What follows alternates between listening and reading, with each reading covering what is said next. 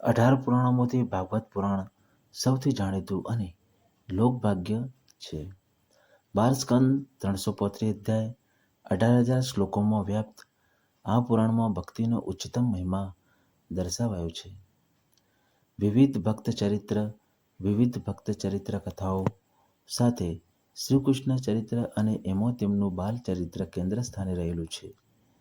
માનવનો માનવ સાથેનો વ્યવહાર કેવો હોય, માનવનો પશુ પક્ષીઓ સાથેનો, પ્રકૃતિ સાથેનો વ્યવહાર કેવો હોય, માનવને પશુ પક્ષીઓ સાથેનો વ્યવહાર કેવો હોય, આ ત્રણ વ્યવહારનું જ્ઞાન મહર્ષિ વ્યાસે આ પુરાણોમાં કથા અને ઉપકથાના માધ્યમથી જગતને આપ્યું છે.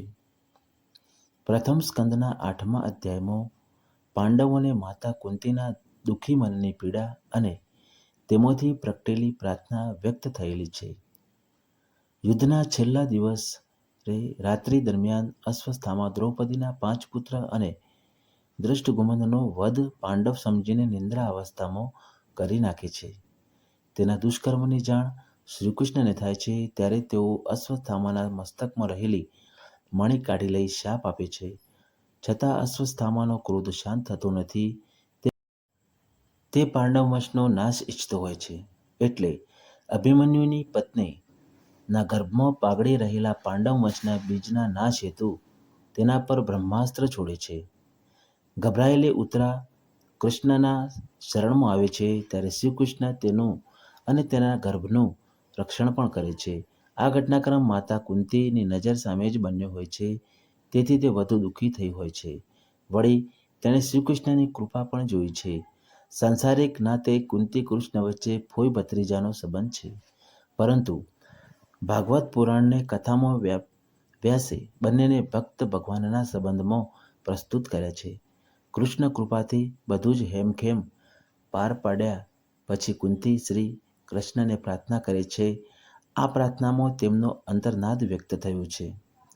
કુલ 26 શ્લોકોમાં થયેલી પ્રાર્થનામાંનો એક શ્લોકમાં કુંતી દુઃખી હૃદય શ્રીકૃષ્ણ સામે કરબદ્ધ પ્રાર્થના કરતા માંગે છે, હે જગતગુરુ, અમારા જીવનમાં સર્વદા દુઃખ આવતું રહે, કારણ કે દુઃખમાં જ તમારા દર્શન થાય છે, જે અમને જન્મ મરણમાંથી છોડાવે છે. અહીં કુંતીએ દુઃખ માગ્યું છે કેમ? આ પ્રશ્ન થાય તે સ્વાભાવિક છે. દુઃખનો સાદો અર્થ મુશ્કેલી થાય છે, પરંતુ તેનો આધ્યાત્મિક અર્થ વિશાળ છે. તેમાં જન્મ, સુખ, દુઃખ અને મૃત્યુ આ 4 માનવ જીવનના સત્ય છે. આમાંથી દુઃખનો મહિમા અનેરો છે. દુઃખ માણસને વિવેક, પ્રામાણિક અને સક્ષમ બનાવે છે તથા જીવનનું ઘડતર કરે છે.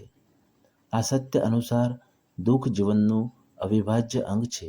એટલે જીવનમાં દુઃખ હોવાનું જ દુઃખને ખરી રીતે સમજવાથી અને વેઠવાથી માણસનો સાચો આધ્યાત્મિક વિકાસ થાય છે. આ વિકાસ મુક્તિ સુધી દોરી જાય છે. દુઃખથી થતો આધ્યાત્મિક વિકાસ તપસ્યા છે, જે માણસના મનનું શુદ્ધિકરણ કરે છે.